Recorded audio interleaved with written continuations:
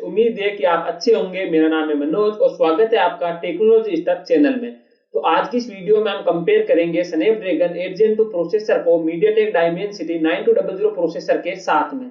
ये दोनों ही प्रोसेसर आपको प्रीमियम रेंज वाले 5G स्मार्टफोन में देखने को मिलेंगे। साथ ही स्नैपड्रैगन 8 Gen 2 प्रोसेसर के साथ आपको इंडिया में OnePlus 11 और iQOO 11 स्मार्टफोन देखने को मिलेंगे, जबकि डायमेंसिटी 9200 प्रोसेसर के साथ अभी तक कोई भी स्मार्टफोन आपको इंडिया में देखने को नहीं मिलेगा।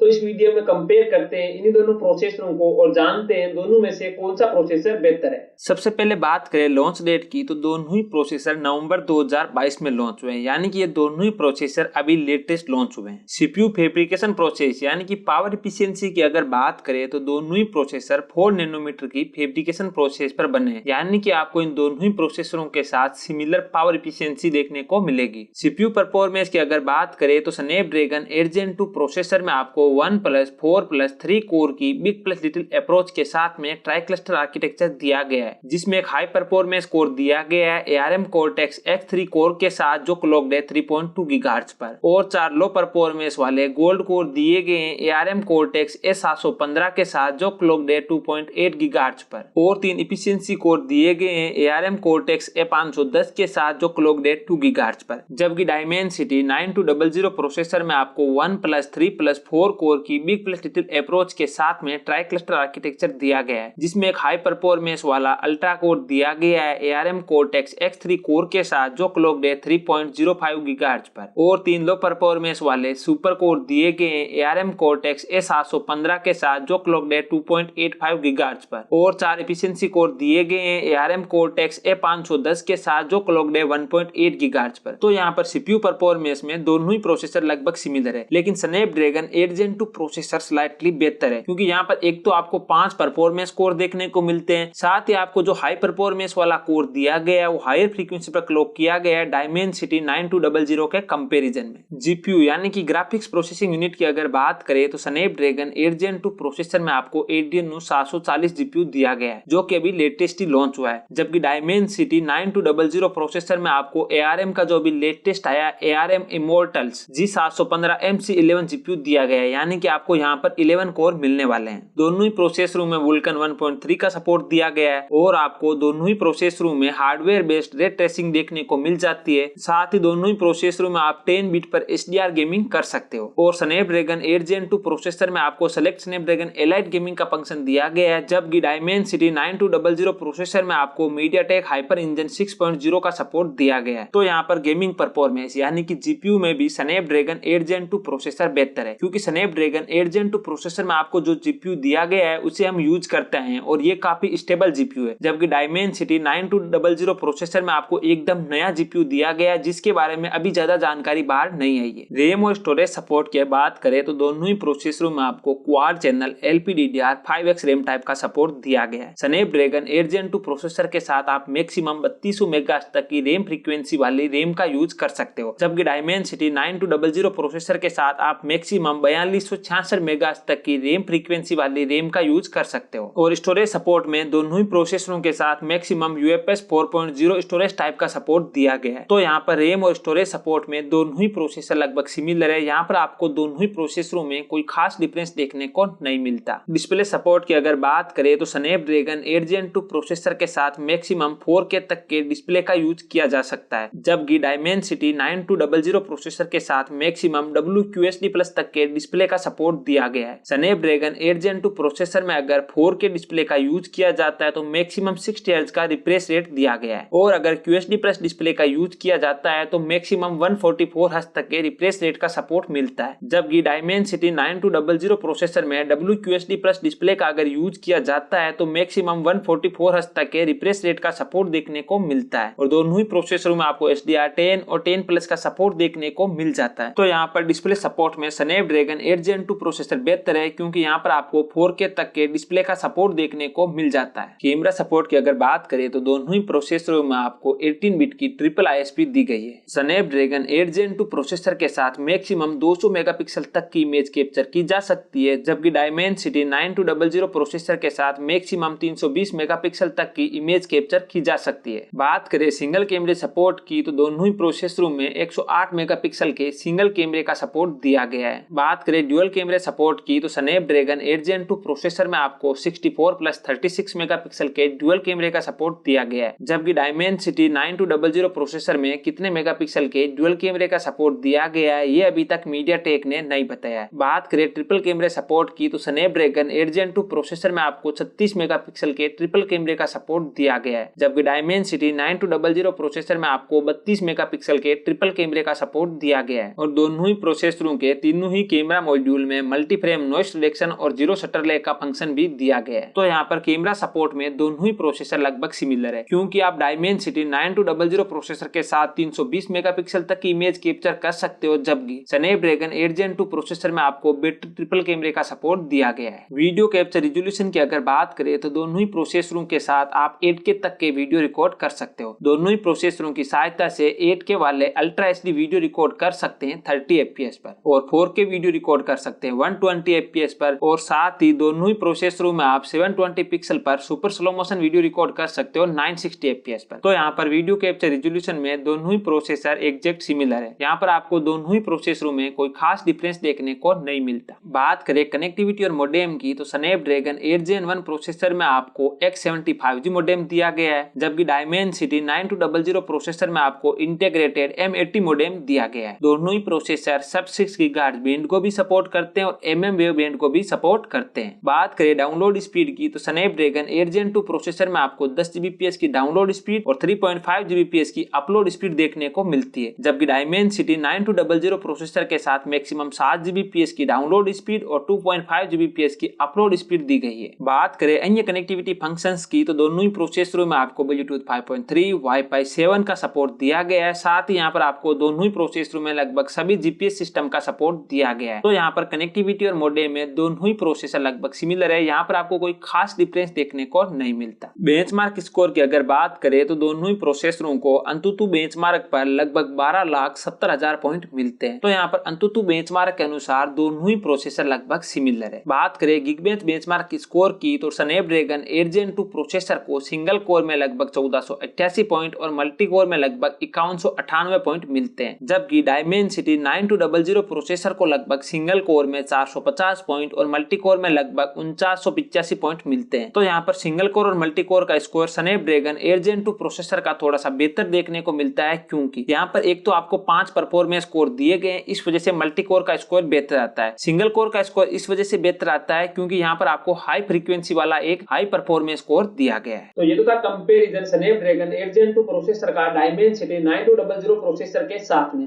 सीपीयू से अगर शुरू करूं तो सीपीयू परफॉर्मेंस में क्लियरली स्नैपड्रैगन 8 Gen 2 प्रोसेसर बेहतर है, क्योंकि स्नैपड्रैगन 8 Gen 2 प्रोसेसर में आपको 5 परफॉर्मेंस कोर दिए गए हैं, जबकि डायमेंसिटी 9200 प्रोसेसर में आपको 4 ही परफॉर्मेंस कोर दिए गए हैं। साथ ही जीपीयू परफॉर्मेंस और डिस्प्ले में भी स्नैपड्रैगन 8 Gen 2 प्रोसेसर बेहतर है, क्योंकि स्नैपड्रैगन 8 Gen 2 प्रोसेसर में आपको स्टेबल जीपीयू दिया गया है, साथ ही 4K डिस्प्ले का सपोर्ट भी दिया गया है, और बाकी सभी एस्पेक्ट में दोनों ही प्रोसेसर लगभग सिमिलर है। तो अगर मैं ओवरऑल कंपैरिजन की बात करूं तो यहाँ पर लगभग सभी एस्पेक्ट में clearly Snapdragon 8 Gen 2 processor winner है।